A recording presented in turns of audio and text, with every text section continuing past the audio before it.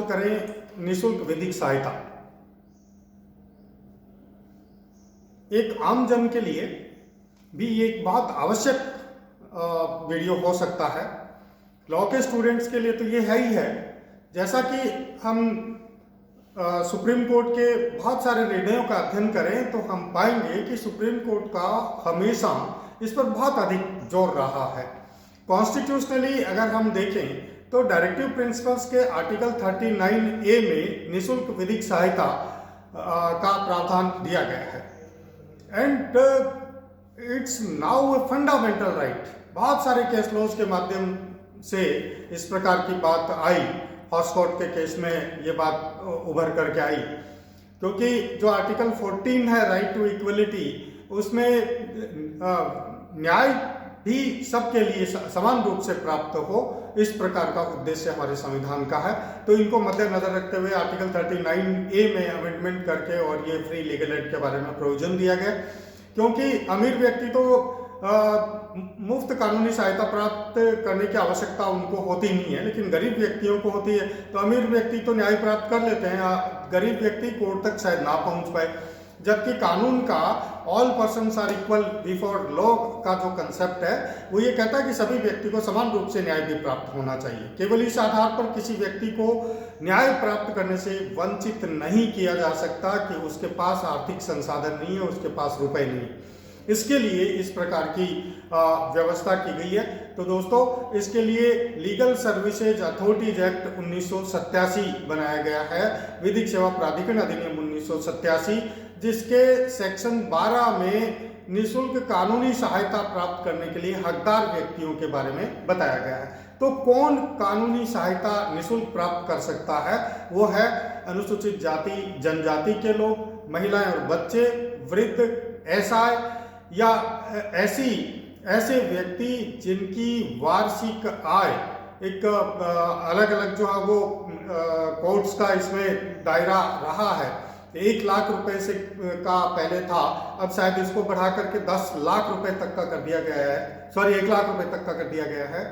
तो ऐसा कोई भी व्यक्ति जो गरीब है, ऐसा ही है, बेसहारा है, सोशली डाउनरोडन है, अनुसूचित जाति जनजाति के व्यक्ति है, महिलाएं हैं, बच्चे हैं, बाढ़ भूकंप इत्यादि से पीड़ित है, और अंडर ट्रायल कस्टोडियल व्यक्ति जो है जेल में है, उसको भी, जैसे कसाब को भी निःशुल्क विधिक सहायता प्रदान करवाई गई थी। तो भारत में इस प्रकार की व्यवस्था है कि किसी भी प्रकार के न्यायिक कार्य के लिए, कोर्ट में जाने के लिए, अपने अधिकारों को प्राप्त करने के लिए अगर आपके पास रुपए पैसे नहीं, आप आर्थिक रूप से संपन्न नहीं है, तो केवल इस आधार पर आपको न्याय प्राप्त करने से वंचित कतई नहीं किया जा सकता। तो ऐसे सभी व्यक्ति निःशुल्क कानूनी सहायता प्राप्त करने के हकदार व्यक्ति है।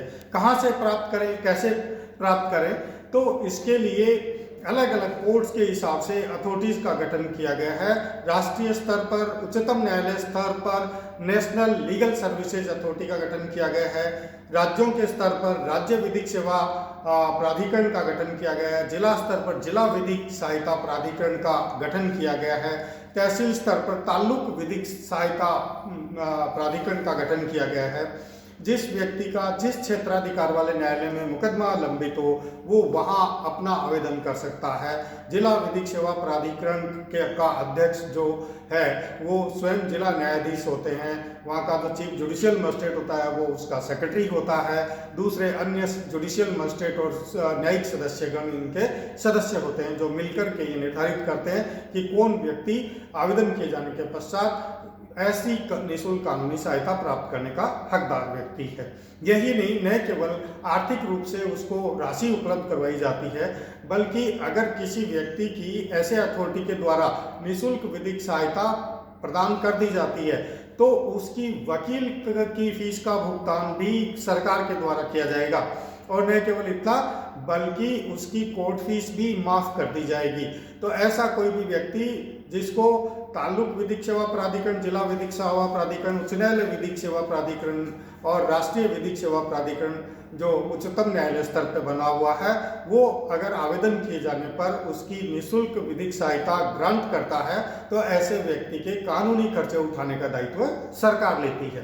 तो अब ऐसे लोगों के लिए जो आर्थिक रूप से कमजोर है, वो जो अपनी मर्जी का वकील नहीं कर सकता है, इसके लिए कोर्ट्स हर बार अलग पैनल बनाती है जो केवल ऐसे लोगों के लिए जो फ्री लीगल एड वाले हैं उनके लिए केस लड़ते हैं और उनकी फीस का भुगतान जो सरकार के द्वारा किया जाता है। तो एक समाज सेवा का कार्य भी है। ऐसे लोग जो सामाजिक रूप से भी जुड़े रहना चाहते हैं, कानूनी रूप से भी जुड़ा रहना चाहते हैं, ऐसे लोगों की पैरवी करने में बहुत अधिक रुचि दिखाते हैं। तो इसलिए दोस्तों ये एक बहुत आसान सा तरीका है। अब आप एक सामान्य आवेदन पत्र संबंधित न्यायालय में निःशुल्क विधिक सहायता हेतु दे सकते हैं। इसके साथ ही अब आईटी के इस युग में इसको बहुत अधिक परिवर्तित भी कर दिया गया है। अब फ्री लीगल एड के लिए ऐप भी आ गया है, तो आप उस ऐप से पूरी ट्रैकिंग कर सकते हैं, जानकारी कर सकते हैं, आवेदन कर सकते हैं, मिला है या नहीं मिला है ये सब आवेदन कर सकते हैं। इसके साथ जिला न्यायालयों की वेबसाइट पे भी आप इस प्रकार से ऑनलाइन आवेदन कर सकते हैं, मेल के थ्रू आप आवेदन कर सकते हैं। तो अब ऐसा कोई व्यक्ति वंचित नहीं रहे, ये हमारा दायित्व भी है कि ऐसा कोई भी व्यक्ति एक जो हम विधिक जागरूकता की बात करते हैं, कानूनी चेतना की बात करते हैं, उसके तहत हम लोगों को भी ये जानकारी दें कि अब कोई भी व्यक्ति इस आधार पर न्याय से वंचित नहीं रहेगा कि उसके पास आर्थिक संसाधन नहीं है, रुपए नहीं है। तो इस प्रकार से आप निःशुल्क विधिक सहायता के लिए आवेदन कर सकते हैं। दोस्तों ये निःशुल्क विधिक सहायता के बारे में छोटा सा वीडियो था, कैसा लगा आपको इनबॉक्स में जरूर कमेंट करें। Thank you so much.